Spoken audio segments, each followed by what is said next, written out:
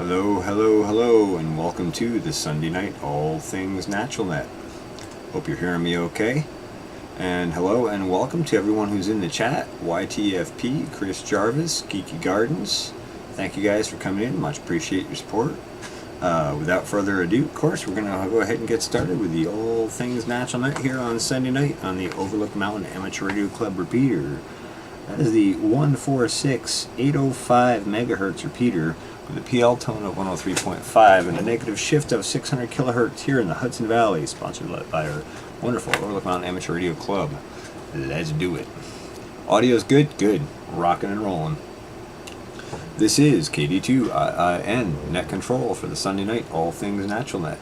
The Sunday Night All Things Natural Net is an amateur radio net sponsored by the Overlook Mountain Amateur Radio Club and dedicated primarily to farming, gardening, and conservation. Of course, we hit other topics along the way, and it's always an interesting discussion.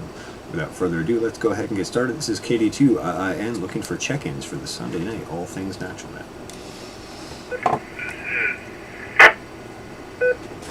Delta 2 Romeo Foxtrot India, KD2 RFI, Bob. Fantastic.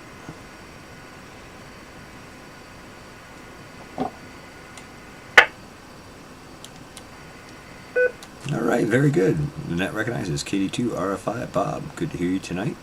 Let's just see if there's any further check-ins. This is KD2 IIN looking for any further check-ins. Put your call out now.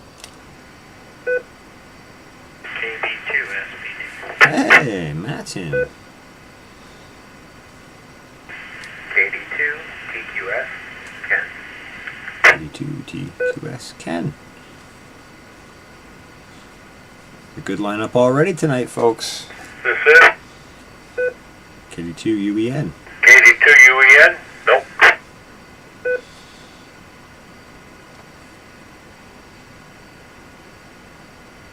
Hello, Denali. Welcome. Glad you made it. Alright, looks like we got a pretty good list here. The net also recognizes KB2 SBT, Matt, KD2 TQS, Ken, and KD2 UEN, Bill. Alright, let's start at the top of the list with Bob, KD2 RFI. How are you this evening? Hey, KD2 RFI, good evening, everyone. It's been good. It's been a long weekend. Good weekend, though. So I'm going to make this pretty much just a one-hit wonder. Happy Sunday to you too, Denali. Got home a couple hours ago. I was about 2.5 hours away down by the Pennsylvania border and doing some dog training all weekend, so I'm absolutely exhausted. My dog's already curled up in a corner somewhere going to sleep, so very active, very productive weekend. As you may or may not know, I've had a lot of bear issues down here with my chickens. Basically lost about 12 birds, I think. Oh, no.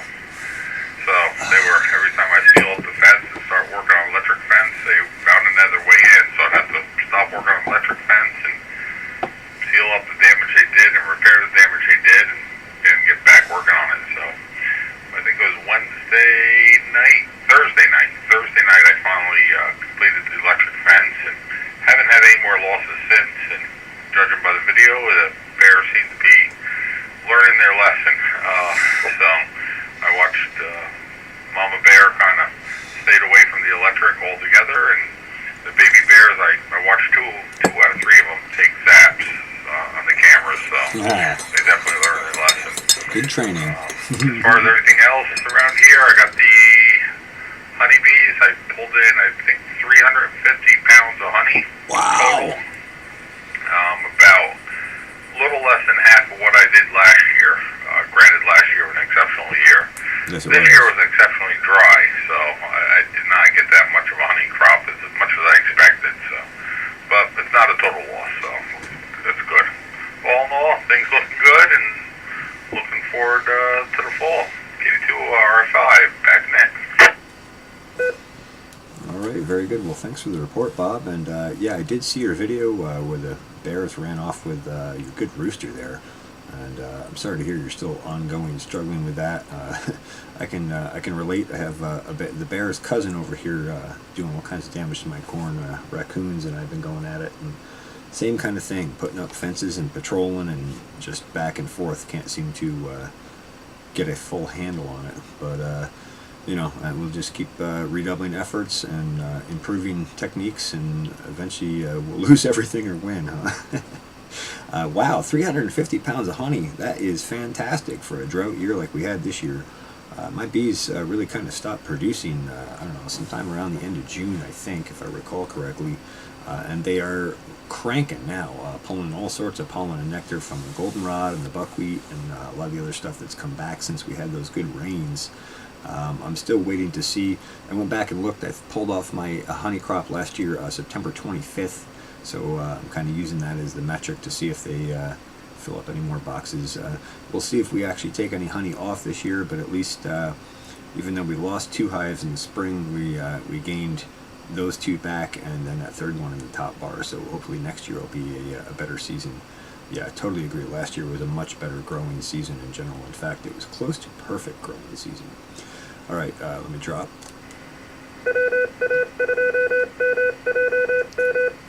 This is KD2 and Net Control with the Sunday Night All Things Natural Net. We're going to move on down to KB2 SBT. Matt, how are you this evening? KB2 SBT, not bad, CJ. Not too much to report as I. Hello, Jem. Hello, Backtree. The production of honey here has also been down about half, kind of like Bob was describing, about half of what it was last year. It looks like you're right about the rain and the ragweed and goldenrod. Might pull in some extra stuff, but I think we're going to let that ride into the winter for them. In other news, I just finished wrangling some bees of another nature, yellow jackets, out of our chimney chase at the house here. Some coming and going, and waited for it to get dark. I donned the equipment and took care of them, almost like a basketball-sized hive in there. So thought I got that taken care of before they did more damage. KB2 SBT, back to that. All right, very good.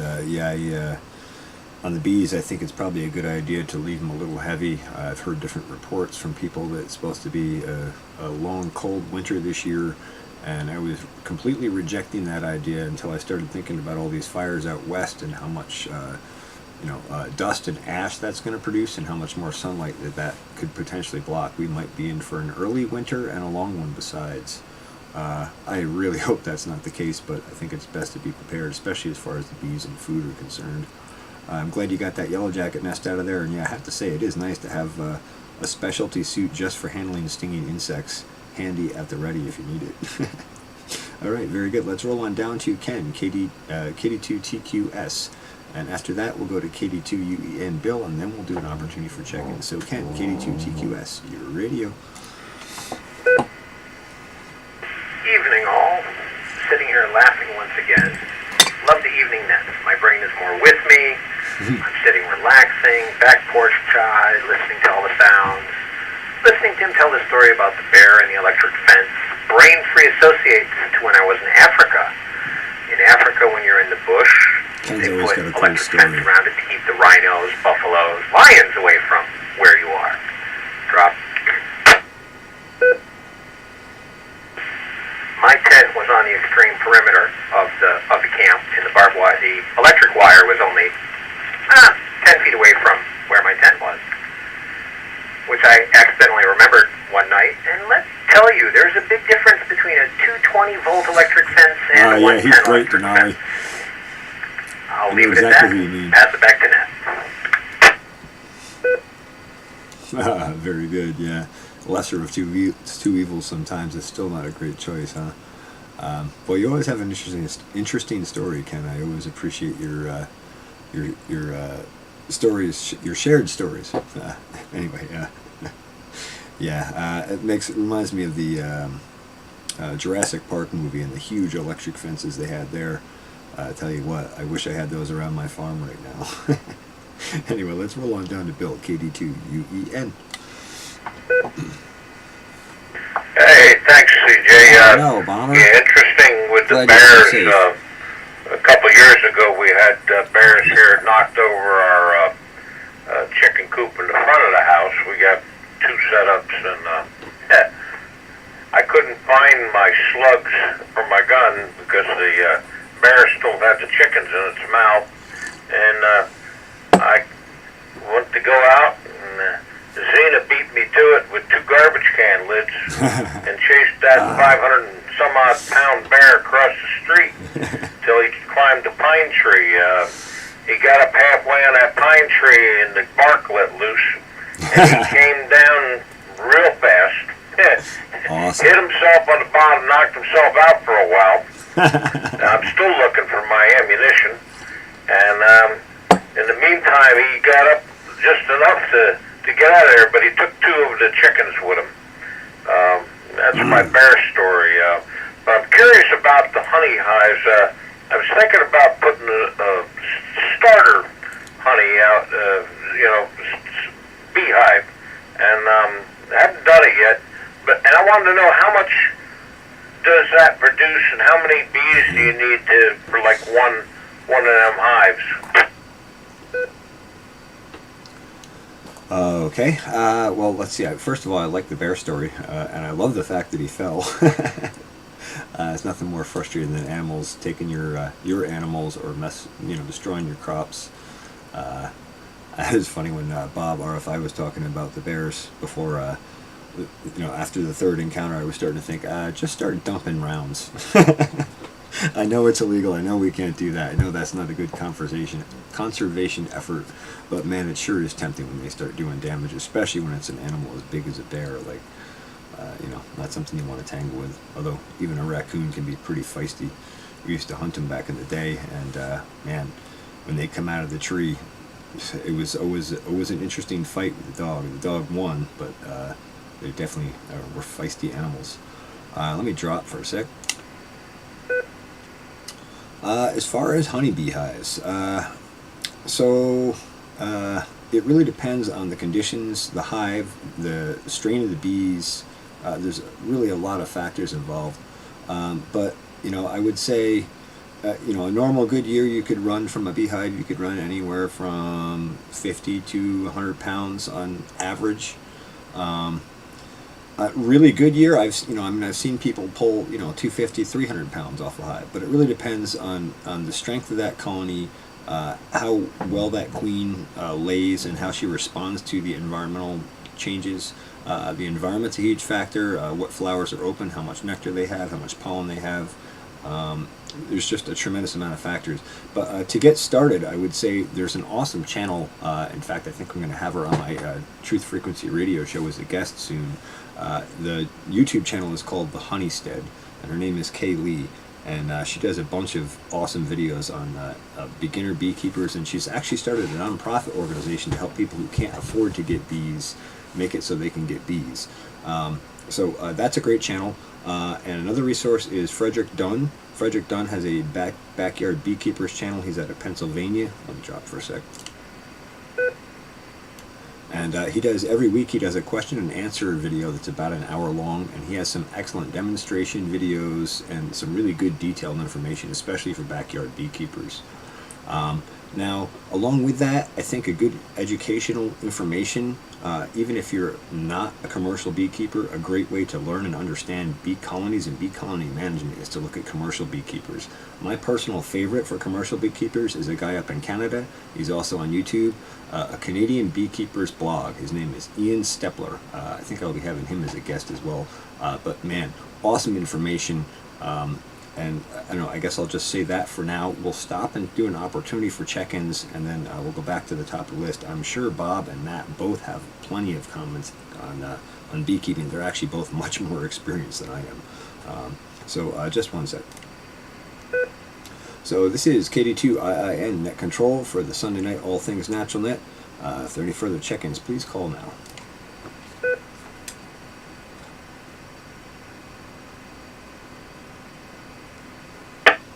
No further check-ins, so we're going to roll back to the top to Bob, KD2RFI. Take it away. KD2RFI.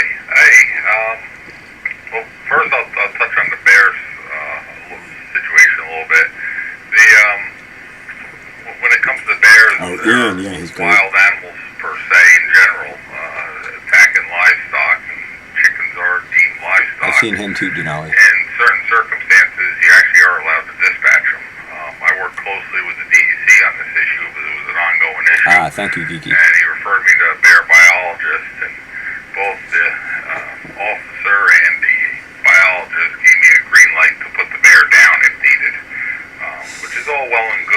That's awesome. I kind of got to look at this big picture that, hey, the bear's just doing what a bear does. You know, I put myself in its environment, and for a reason, because I really like being out here in the woods in the country, surrounded by 12 acres and absolutely no neighbors. I got about 50 acres on one end, wide open, just woods, and I think it's 35 on the other end. It's just purely wooded, and probably another 20 on the side of me. So I put myself in their environment in essence. So for me to even think about dispatching a bear, I would be hard pressed to do. Couple that with the effect, she also had 3 cubs with her. That makes it even pretty harder. much seals Almost the deal impossible. that I will take whatever losses, or I will build a better chicken coop and put safety measures Better in protection. it to keep her out of. So it's just something to think about. It's definitely, like I said, in my situation, I had a green light, but I was the only one the bear was bothering at the time, and Thanks to the I feedback, got electric guys. fence up. It solves the problem. Everyone's happy. I absolutely love watching the bears come through. That's me. I know a lot of people are intimidated by them and scared of them or whatnot, but I just big fan of wildlife. I figure if I put myself in a situation where I put myself in danger, it's exactly that. I put myself there. So, anyway, as for the bees, yeah, definitely I agree with CJ. Those are some great channels he refers you to. Honey said his woman's very knowledgeable at it, much more so than me. I may have been doing it longer than CJ, but I guarantee you CJ has all his technical information and is much better on the aspects of the plants and the flowers and even the weather that they bring in. So I'm more of a hobbyist, I guess. debate on that. CJ's much better with technical stuff than I am. I started out with 2 hives. I think I'm now up to 18. At one point I was over 20. So it fluctuates here and there, depending on the seasons. The amount of honey they take in depends, like you said, the strength of the colony and what type of season we have. This year's extremely dry. Last year was near perfect for growing season, and therefore it transitioned right over to the bees. We had a near perfect season for beekeeping and record honey crops, which I don't expect to see again for a while. It's the blood and the brothers. But I do hope CJ's wrong about the long, cold winter. I do have plenty of firewood to get me through, and then some. I hope I'm wrong, I too, don't but- really want to push it and lean on it. So, anyway, I'm probably going to call it quits for a night. Like I said, it's been a long weekend. A lot of late nights, early mornings, running through the woods, chasing dogs, and finding lots of sticky stuff for the dogs. I'm probably going to call tonight. So I'll send it back to you, CJ. Kitty2, RFI, back in that.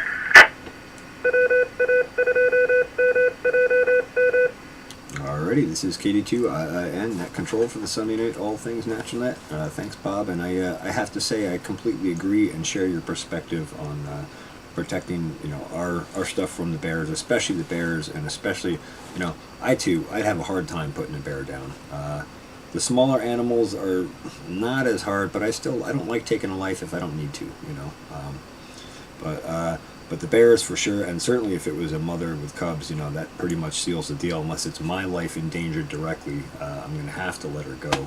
I'm going to be really upset about it, and I'm going to do whatever I can to scare her out of there. But at the end of the day, I'm going to have to err on the side of safety and caution on that one.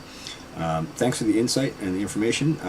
Yeah, I know how those training weekends are. I remember when we were training air scent dogs, and boy, you were worn out when you're done doing that. So get some rest. Have a good evening. Glad you joined the net. I always appreciate it, and hope you manage to keep the bears out on a permanent basis. Thanks for joining, Bob. All right, let's roll on down to Matt, KB2SBT. KB2SBT. Just curious. I know a few years ago there were some bear sightings on this side of the river out our way, and even maybe 2 years ago. But this year, and I think the year before, I haven't heard of any. So I'm curious, CJ, if you've heard of any reports in this area, or anybody else that may be listening. KB2SBT, back to net. No, I have not heard any reports of bears this year. just a little precaution there. No, nothing. So I'm glad for that. I don't need that on top of coons and skunks and all the other problems. But I am out here quite a bit at night, and actually lately there's this cherry stump I've been burning out, so I've kind of kept the fire going with a little bit of smoke. So I'm hoping that'll help deter the animals, though it doesn't seem to have stopped the coons very much. But in short, no bears reported here. All right, let's roll on down to Ken, KD2 TQS. KD2 TQS, coming back to North America for another animal story, as long as we're on bears. They do get a bad rap, and especially what we have around here, brown bear or black bear, same species. They really don't like humans. They really don't want to be around. And when I was 30 years ago, when I was in Glacier National Park, had my camera out doing a photo trip, coming down a trail around the corner, I'm going, cool, there's two cubs up on a log there. True. Popped off 4 or 5 pictures, and I went, where's Mama? Yeah. Looked around, found a nice tall tree that was closest to me, said, yep, that'll hold me. Then I called out for Mama. She popped her head up, looked around. I was closer to her cubs than she was, by a considerable distance. She just took a look, said, all right. Uh-oh. She just picked up her head, said, okay, kids, there goes the neighborhood. Let's get out of here. And they wandered off. Didn't even look at me or blink. So they're not as bad as people make them out to be. That said, that's my bear story. Back to Ned. Very good, very good. Yeah, well, I think, I'm going to open a whole can of worms here saying this, but I've been studying Sasquatch and Sasquatch behavior for quite some time by listening to different encounters and information and research and all that sort of stuff, and there seems to be a tremendous variation between different experiences, and I think what it comes down to is animals and humans both vary personality to personality, and day to day in their mood and demeanor toward others. And so yeah, I think you could run into a bear and stand 10 feet from it and it's not a problem one day, and if you catch it on a bad day, it might say, you look tasty. But I also think the animals are able to read our energy or our intent a little bit better than humans are. I think they're a little more perceptive on some non-physical levels of sensing. But interesting story. Yeah, look for a tree and be ready to go up it. All right, let's roll on down to Bill, KD2UEN, and after that we'll do another opportunity for check-ins. This is KD2IIN Net Control for the Sunday Night All Things Natural Net. Yeah, KD2UEN here. Yeah, we have bear sightings here all the time. I see them quite often when I'm out walking. Same here, Denali. We have them, but not very rare. I've got the meanest animal in the area, so I think they go the other way between the dog and I think the word is out on Xena and the garbage can lids, and I think they just stay away. I haven't seen one around the house in 2 years. I see them often when I'm walking the dog, and then they kind of disappear. We'll catch you later. But it's like a zoo here. We have foxes, hawks, turkeys. It seems like everything wants to come through the backyard, That's the way it is. But so far, we've been keeping the chickens locked up because of the fox problem and the hawks. Back to you, CJ. All right, very good. Yeah, I know what you mean about all the wildlife coming through. We get a lot of wildlife through here as well, and usually enjoy it. And usually they're not a problem, but lately they've just been after the sweet corn, and I get it. It's irresistible. Yeah, I just moved the chicken tractor today from one block over to another, and that's kind of an ordeal. I can move it with the chickens in it, but it's a long, slow process so that they don't get caught underneath the back of the tractor and get their leg caught. So today, since they haven't been out in a few months, I opted to just cut them loose, let them have some out time, and then recapture them and put them into the chicken tractor in its new spot. And that was kind of a pain in the butt, but just want to make sure they're safe from coons and other predators. All right, let's pause and do an opportunity for check-ins here. This is KD2IIN Net Control for the Sunday Night All Things Natural Net. Looking for any further check-ins, please call now. KD2IIN. This is Kilo Delta 2 Uniform Kilo Sierra. Fred over in Walden, New York. Yes. In Walden. Whoop, whoop. This is There's KD2KGU. KD2KJU, Jet, West Hurley. Good evening, everyone. Oh boy. KD2MQ. Dave Newcomb.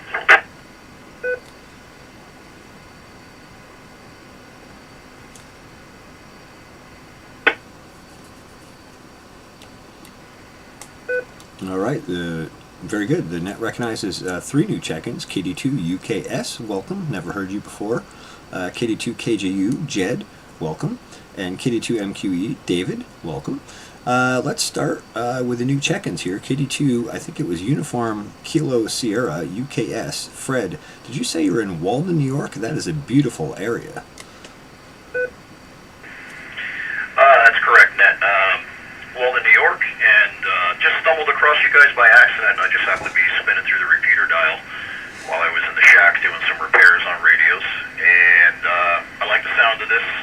All Things Natural. I am a retired bomb dog handler and do wildlife photography now in my retirement. Boy, we pull some cool people in here. Oh, wow. Well, I'm glad you stumbled upon our net. And it's the Sunday Night All Things Natural Net. It's also streamed live via YouTube on my YouTube channel, which is the Pharmacy Seeds Network. Pharmacy spelled F-A-R-M-A-C-Y. So you can always go back and check out other episodes if you want to. I'm really glad you made it in here. And bomb handler dog, awesome. That's one side of dog handling I know nothing about. I worked under missing persons, primarily with air scent dogs. Mostly for recovering bodies, basically, because by the time we got around to getting called into the job, there usually wasn't anybody alive left. But welcome to the net. I'm glad you made it and found us, and definitely log our repeater down here and lock it in. I guess I should mention there's other nets on this frequency as well. Thursday night at 8 p.m. is the Thursday night net. That's an amateur radio and technically oriented net. And then every day at 8:35 a.m. and 6:30 p.m. we have our daily nets here. So welcome. I'd like to invite you to come join those at your leisure. Glad you made it in here, and we're just going to roll on down the list to Jed, KD2KJU.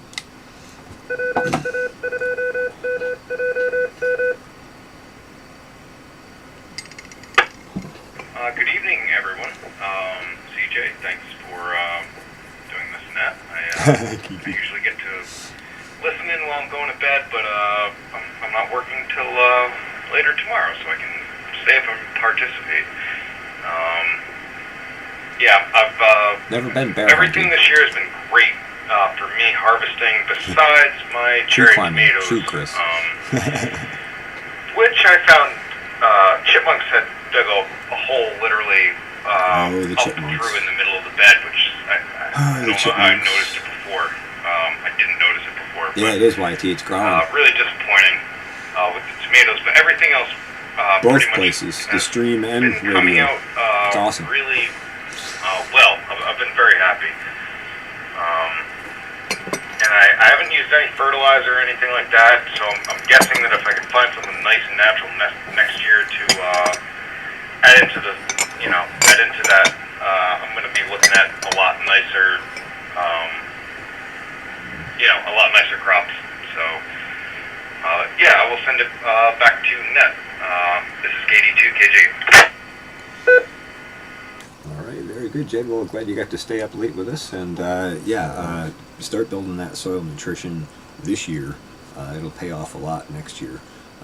Get some good manure in there and some compost, and next spring, remind me, and we'll talk a little bit about calcium and calcium mobility in the soil, especially as it relates to tomatoes. Let's roll on down the list to David, KD2MQE. How are you this evening? KD2MQE. Hey, CJ, and good evening, everybody. Sorry, I'm just picking this up, and so I don't know if there was a topic going around as far far as wildlife, we were all talking about this in March and April about Not send out. I make my own though, Jerry. YT, I will answer your question. And so we were worried about our cherry tomatoes because they were kind of near, but we didn't really. Okay, thanks, YT. With anything this year, so they were just kind of out there. But I don't know where all the chipmunks went, and the cherry tomatoes are doing great. So it's all so random. You're lucky. And so I'll leave it at that. Back to you, CJ. Well, I wish I could say we had a case of vanishing chipmunks around here. That is definitely not an issue here. Yeah, they can really wreak havoc. I meant to comment on that before when Jed was talking about it. They steal off with pretty much anything they can get their hands on, and then for me, in the springtime, they even get into the greenhouse and dig up seeds in seed flats. And man, it can really be frustrating. We have so many around here. You know, people have suggested trapping them, and you know, I started trapping some for a while, and I just found it didn't seem to matter how many I took out. There was just a flood more to come in and replace them, so kind of gave up. And it kind of takes us back to earlier in our conversation here. We were talking about KD2R5 was saying bears have been stealing his chickens.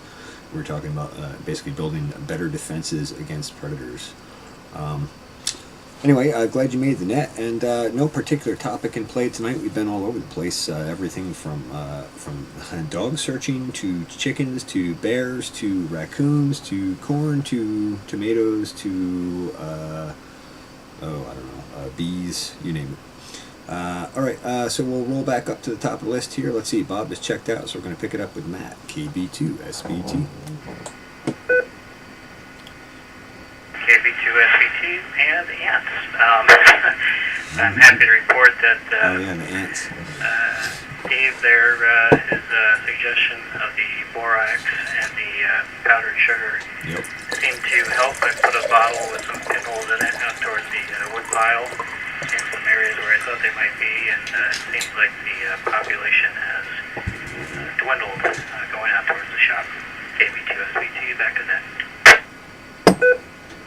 Fantastic. I'm glad to hear that worked out for you. And yeah, ants are like bees, man. They like to share. They find something sweet, they'll share it. And if there's a poison mixed in, it'll go to everybody.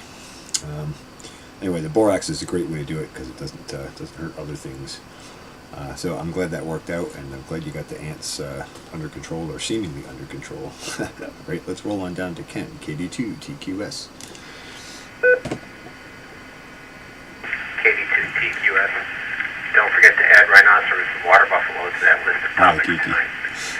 But being back in North America, something else I'll point out to some people, if you don't know the difference between a grizzly bear and a black bear, yeah, huge at difference. a distance you can tell because the brown bear has got a nice round back, whereas the grizzly has got this big hump in between the shoulders because it needs more bone structure to lock in those powerful muscles that can rip, so it's an anchor point for it. But the more practical way to know the difference is if you're up that tree for your escape path.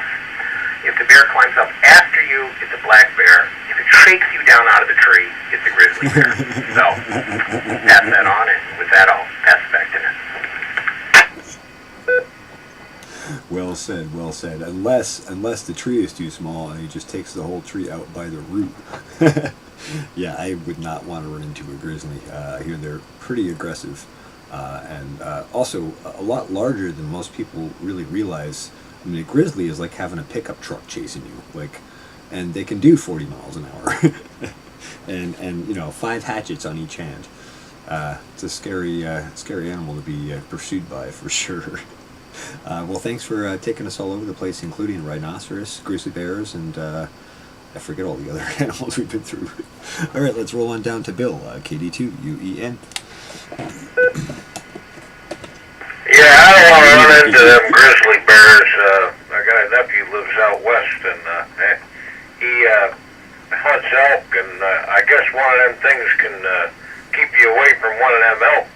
I would bet, Jarvis. Sometimes you got to watch when you're gutting them out and cleaning them. The grizzly bears will sneak up on you, and they'll attack and then take the elk away. Right. And I have had a problem with chipmunks, but my cat seems to have taken up hunting chipmunks, and he's awesome. damn good at it. And we ain't got one around the house. Even the squirrels are staying away.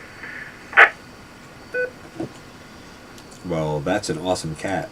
My cats were a little lazier than that. They would go after mice, but and you know, occasionally they'd come back with a chipmunk, but they never wiped them all out. That's awesome. You're lucky to have a good hunter cat like that, Bill. Fantastic. All right, let's roll on down to Fred, KD2 UKS.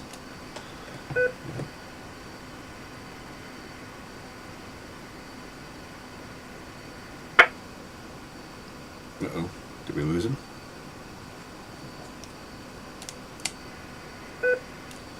Fred, KD2 UKS, if you're still there, pick it up.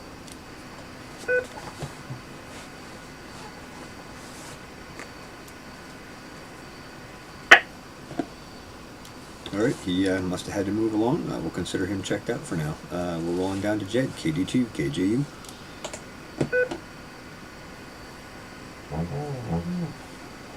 This chair's so squeaky.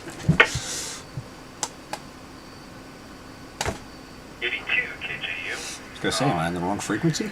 David, I have to ask, did you happen to send the chipmunks my way? I mean, I've really noticed a real ridiculous amount of them. And unfortunately I can't shoot them here. I tried shooting them with a pellet gun, but they were, you know, you can't kill them in one shot. With a 22, they'd probably be down and out, but, you know, and if I'm going to kill something, I want it to be quick. I'm not you know, I just didn't like that happening. If they start get rid of shooting, them quick, like fine. Alvin? No big deal, but, yeah. No, I'm still having a bit of trouble with those. Something is eating my echinacea, and I'm really not sure what that is. I don't think it's the deer. I'm not sure if they eat them because they brush past a couple other things that I would have thought that were more delicious for them, but yeah, I can't figure out what it is. Although the other day I got a new phone a couple of weeks ago, a month ago, and I walked out of my door, and I filmed a deer.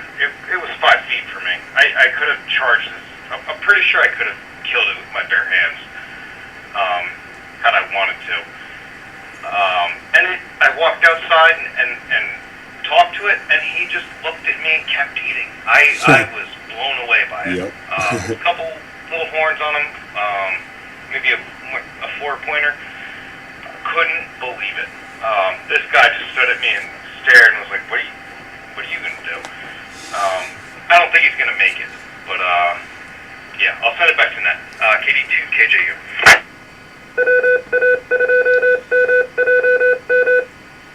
Alright, very good. This is KD2 IIN, Net Control for the Sunday Night All Things Natural Net.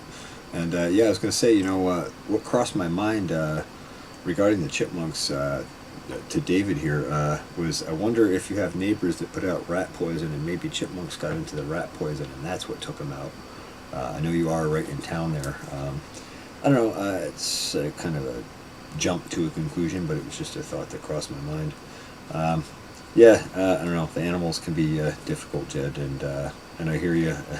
With a pellet gun, that's kind of a tricky game, and I feel the same way. Like, if I'm going to shoot something, I want to make it a quick ending at least. Alright, let's roll on down to David, KD2 MQE. KD2 MQE, I don't know that we have a rat issue around here, so I'd be surprised if that's the explanation. I mean, you know, we don't have none. They didn't disappear entirely, but there was noticeably a lot of them in the spring. Like, they were all over the place all the time. And now it's just the squirrels, so I don't know. And, you know, they may be, you know, up and early now, because our echinacea is also doing fine this year, so maybe they didn't eat that in addition to not eating tomatoes. I think that's all I got. Back to CJ. Alright, very good. And, yeah, well, you know, you got a point there, and then the other thing that crosses my mind is Bill talking about his cat wiping him out. all you need is 1 or 2 cats like that are dedicated and hunting every day. I suppose that would cut the population tremendously as well. And chipmunks would be a little easier to get than squirrels. Squirrels are pretty fast and pretty large. So I don't know. That's a thought. Let's just pause and see if there's do one more opportunity for check-ins here before we go back to a final round on the list here. This is KD2 IIN Net Control for the Sunday Night All Things Natural Net. If any further check-ins, please call now. 82 UEP. Okay, Red Hook.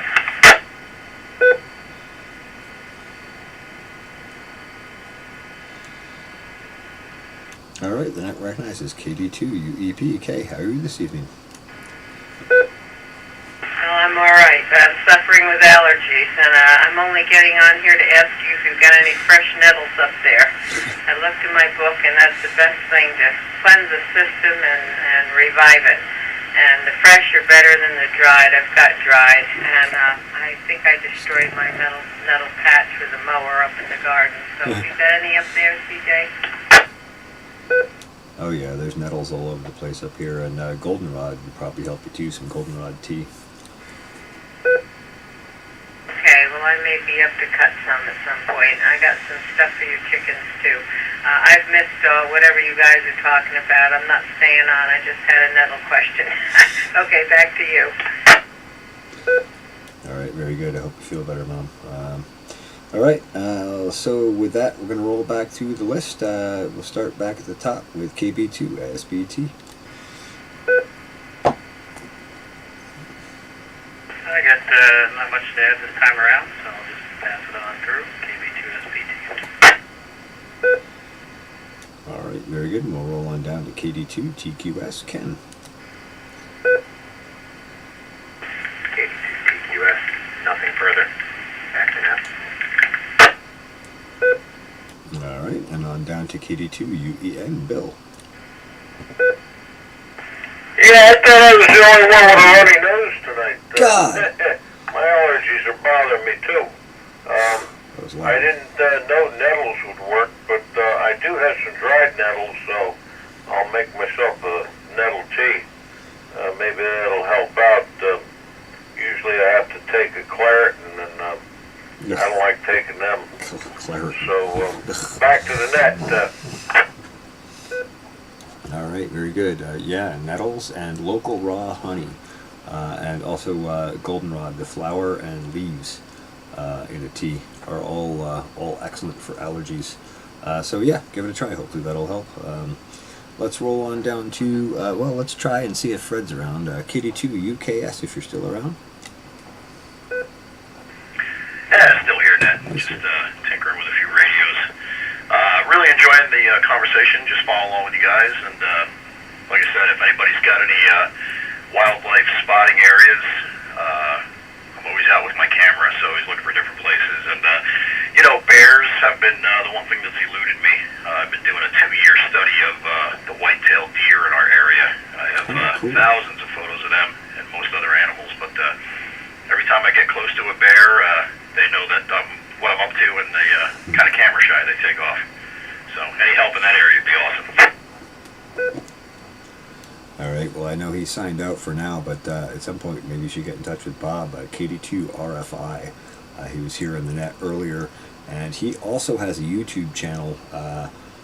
His YouTube channel is Black Bear Apiary. Black Bear Apiary, and he's in Catskill, New York, and he gets all sorts of bears. So I can't speak for whether or not he would want somebody to come and take photos, but he definitely is somebody to talk to since he sees them all the time. Maybe you can make contact with him through his YouTube channel or something. Anyway, glad you're enjoying the conversation. Glad to hear you're tinkering with some radios. Love to hear about that at some point. But we're going to roll on down the list here to Jed, KD2, KJU. Thank you, Geeky. You're the man, Geeky. Always on point with those links. I forgot about last round. I wanted to say to Ken, you know, I feel like if you're that close to a grizzly that, you know, you can identify it. You might be close. way too close. I have a video saved on my computer. I'm not sure how I would share it with anybody, but a small black bear, running down a hill away from a grizzly, and probably running like 100 feet up into a tree. Mm-hmm. And I can't, both of them move so fast that to me, I mean, no human would ever be able to get away from that. And I also have a couple of videos of moose just running through. A lot of big wild animals that are up in the north. It makes me appreciate, it makes me appreciate nature, I guess. Let me see. I did want to say, CJ, I have been taking some pictures of, my cousin has some, a lot of natural bees there, and I've been taking pictures of them, and we're trying to figure out where they're coming from, because there's a abnormal amount of, or at least we think so, of honeybees. We think there must be a nest close, because we were finding, I don't know, we were trying to stare in the same place and see where they went to. It was kind of tough to do, but we were, at least 20 honeybees in a very small area. So we kind of felt that meant they were pretty close. I'm not too sure if that's correct or not, but let me drop.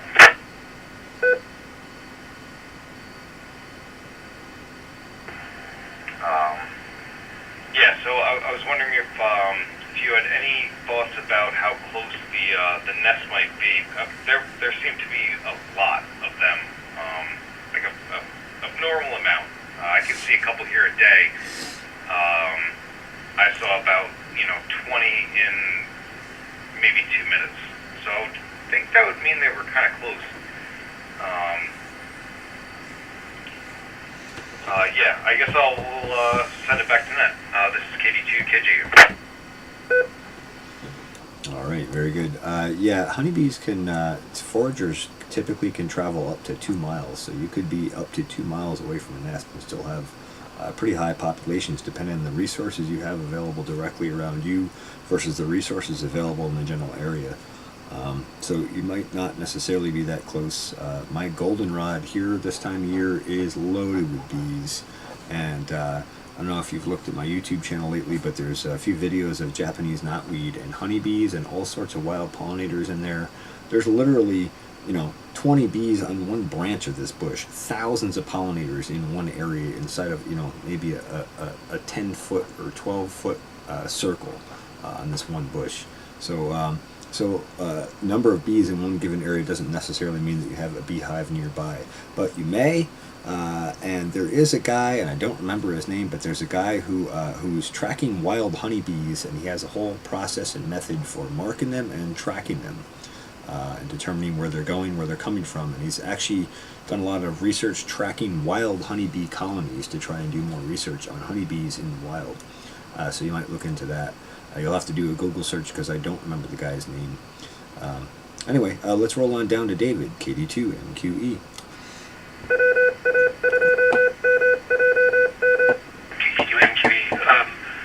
We'll dive in slowly. Further, although the thing you just mentioned makes me wonder how they got the little tags on their little legs. But that was it. Other than that, just have a good night, everybody. 73s, and we'll catch up with you all soon. Thanks. All right, very good. Well, I will say, I don't remember I think he might use honey in a box, but he basically uses a wooden box with a couple of different control gates with clear plexi on it so you can observe the bee. And he takes different colored like markers or paints or something like that. And when the bee comes in, he marks them, and then he watches what direction they go, and then he logs that direction. There's a whole process for it. It's really interesting, and I want to get back and research that at some point, but I'm just already overloaded with information right now, and getting more overloaded every day, so I don't know when I'll catch up to it. But anyway, thanks for joining the net, David. I always appreciate it. And let's see. I guess that completes the list. So this is KD2IIN, Net Control for the Sunday Night All Things Natural Net, and this has been a session of the Sunday Night All Things Natural Net. The Sunday Night All Things Natural Net is sponsored by the Overlook Mountain Amateur Radio Club, located in beautiful Ulster County, New York.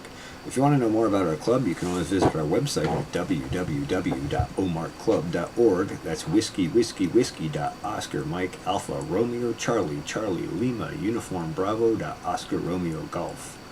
Let's see, announcements. Don't forget, right here on the Overlook Mountain Amateur Radio Club repeater, every morning at 8:35 a.m. and every evening at 6:30 p.m. we have our daily nets. You can check in and just tell everybody what's going on and see how everybody else is doing here in the Hudson Valley. And it's always a good discussion, conversation, and check-in. Nice group of people here. We have club meetings. I don't remember the details of that. I think those are all in Zoom format right now, but I'm sure you could always contact Dave, K2JLV. You can contact him at k2jlv@arrl.net. That's Kilo 2 Juliet Lima Victor. And let's see, so Thursday night nets are 8 p.m. Those are also run by Dave, K2JLV. Those are more technically oriented nets, usually related to Raspberry Pi, computers, amateur radio, antennas, and the like. And then, of course, tonight is the Sunday Night All Things Natural Net, which you've just participated in or listened to.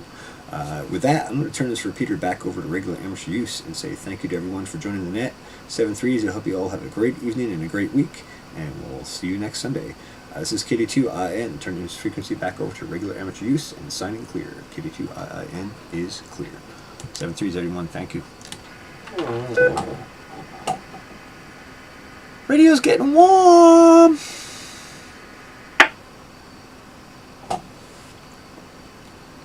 Okay, now, I know I had a question here from YT, so I want to get back to that before we close this stream out. YT was asking at these frequencies, which is the 2 meter bandwave, 2 meter wavelength frequency, which is our specifically the amateur radio frequencies we're allowed to use, we're licensed in, are 144 megahertz to 148 megahertz. That's about a 2 meter long wavelength of signal. And here in the Hudson Valley, we usually can get, without going through a repeater like we are here, direct line of sight. Typically you get anywhere between 5 miles and say 50 miles, but it really depends on the terrain. If you have ridges between you, you lose it. It basically is line of sight, but it's a little less susceptible to trees and brush and like less dense obstacles than say the 440 band, which is the 70 centimeter band, which is a much shorter wavelength.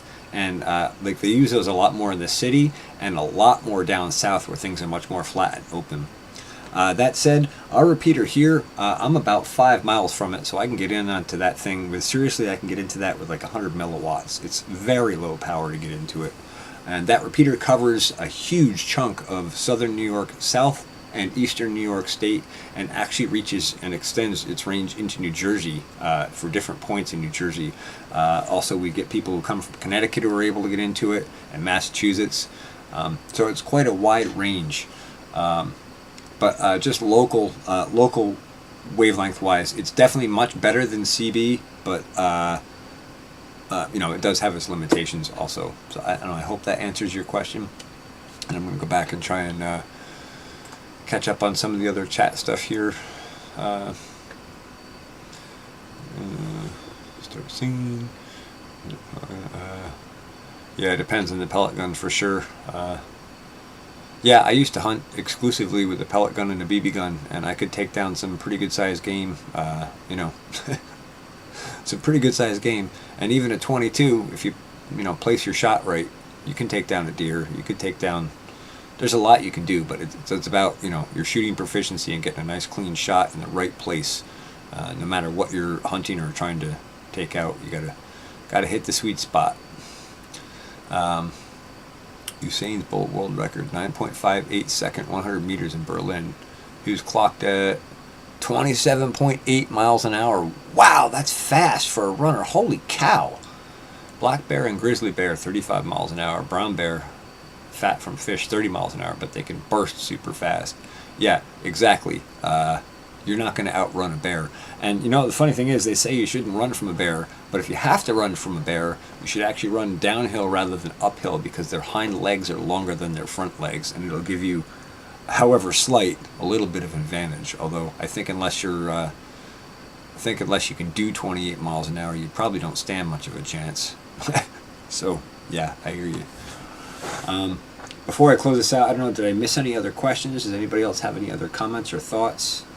Oh, thank you for sharing the Blackberry apiary link and the Honeysted link, Geeky. I greatly appreciate your covering those links. I don't know. Anybody else have anything else they want to talk about?